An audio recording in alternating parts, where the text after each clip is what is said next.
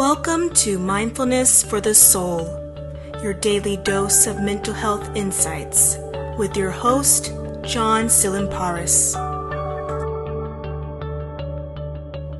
So today we're going to do a mindfulness exercise about disengaging from the automatic thoughts of worry we all wake up to every morning. You know exactly what I'm talking about.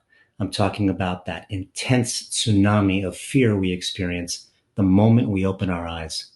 Like clockwork, we start to fret and obsess about all of the things we have to take care of today. And we know how overwhelming all of that can be. What's interesting is, despite the terror, many of us are unaware of how attached we are to the same anxieties, fears, and expectations that we are discussing. It's like we take it for granted that we're supposed to feel that way every morning because it happens every morning.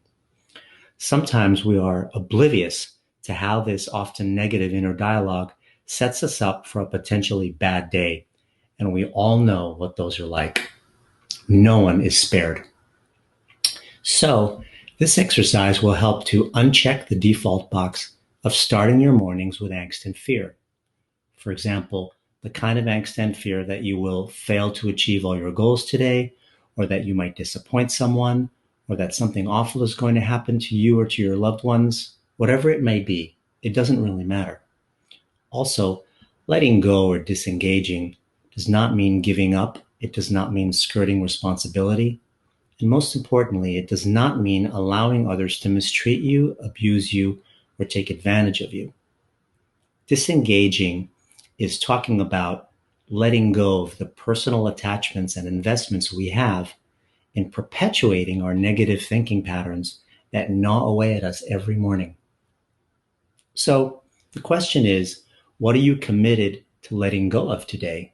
What attachment are you willing to let go of? What worry are you willing to let slide for the day? Are you willing to disengage from the familiar mental routine of that same worry and try something new? Well, let's find out. First, we're going to start with becoming acquainted with some letting go statements for the day. Out of the many I'm going to give you, I want you to only adopt the ones that resonate with you.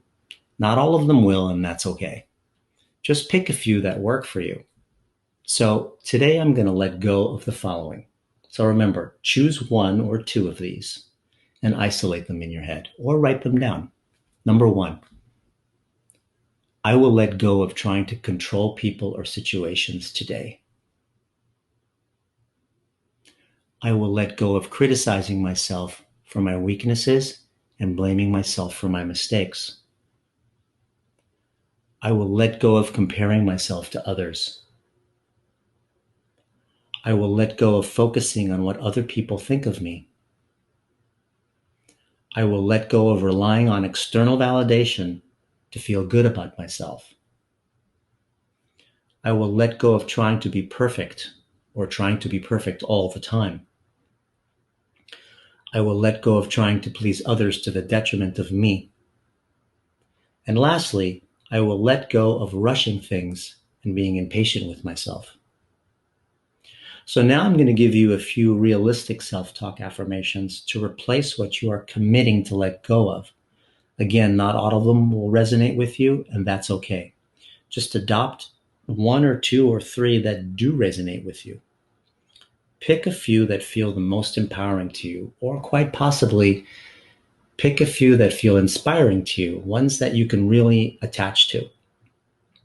Then when you do this on your own, you're going to repeat it after you repeat your letting go commitment. So it's a two-part protocol. I choose a letting go commitment, and then I follow it up with a self-talk affirmation. The two work very well together. Okay. So today I will use positive, realistic self-talk in the following way. Number one, I will do the best I can given my history and current level of awareness. Like everyone else, I am fallible at times and I will make mistakes. I will use every anxious situation today as an opportunity instead of a threat. I accept that I cannot control the behaviors of others. I can only control my own. I will remember that I can't change the world, people, and things, but I can change my reaction to them. I will remind myself that I am much stronger than my past. The only person I am destined to become is the person I choose to be. Today, I will accept whatever comes my way without judgment. I will remember that what other people think of me is none of my business, and I feel better when I don't make assumptions about other people's thoughts and feelings. And lastly, I will remember that there are no failures in life, only varying degrees of success.